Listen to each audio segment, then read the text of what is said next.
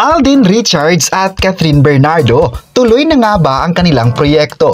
Ang bagong update, alamin!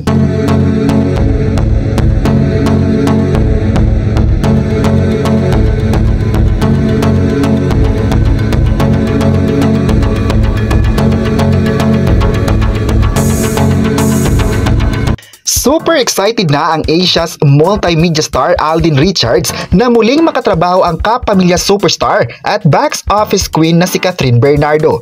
Game na game raw ang award-winning kapuso actor na ipag-produce si Catherine Bernardo ng pelikula pagkatapos nilang magsama sa Hello Love Goodbye ilang taon na ngayon ang nakaraan.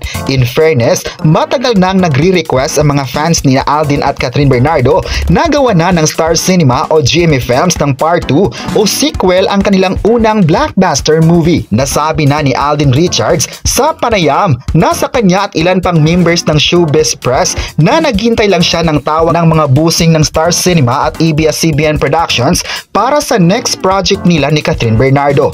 Feeling niya, napakarami ng pwedeng maging twist at turns ang kwento ng Hello Love Goodbye, pero syempre decision pa rin ng Star Cinema kung itutuloy pa ang kwento ni na Joy at Ethan, ang karakter nila sa pelikula. Sa isang panayam, natanong nga si Alden Richards kung may posibilidad bang ipag-produce rin siya ng movie si Catherine Bernardo in the future. Ang naging tugon ng binata, coming soon, let's go. Bukod kasi sa pagiging aktor, isa na ring producer at director ngayon si Alden. Sa katunayan, tinatapos na niya ang kanyang first directorial job, ang Out of Order with Heaven Piralijo. Nasa post-production na ang pelikula, kita nila ang first edit nito, pero mahaba pa kasi kailangan pa nilang itrim ang mga clips. Galing pa raw siya sa San Pablo, Laguna at nag-shoot ng additional scenes ng wider shots ng films na makabuluhan ng kanyang pelikula.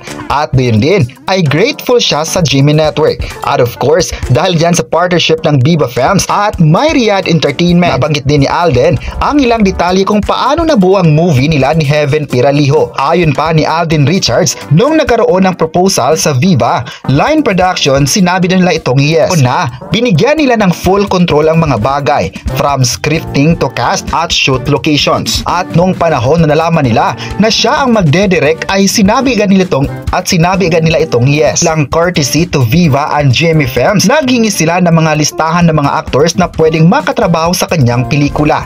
At ilan sa mga napili nila ay pinaburan si Heaven Piralijo. At nung matapos nila ang film, ang kanyang acting career, na alam daw ni Heaven Piralijo kung ano ang kanyang gagawin. Ito namang magpuproduce si Alden Richards ng bagong pelikula na kasama ang kapamilya star na si Catherine Bernardo. Yan ang dapat abangan ng mga kapamilya at kapuso kung may twists and turns nga ba sa kanilang pelikula. Ano ang masabi nyo na may balak ipoproduce ng bagong pelikula si Catherine Bernardo ni Alden Richards? I-comment na kung sang-ayon ba kayo kung magkakaroon sila ng bagong proyekto at huwag kalimutang isubscribe ang ating YouTube channel.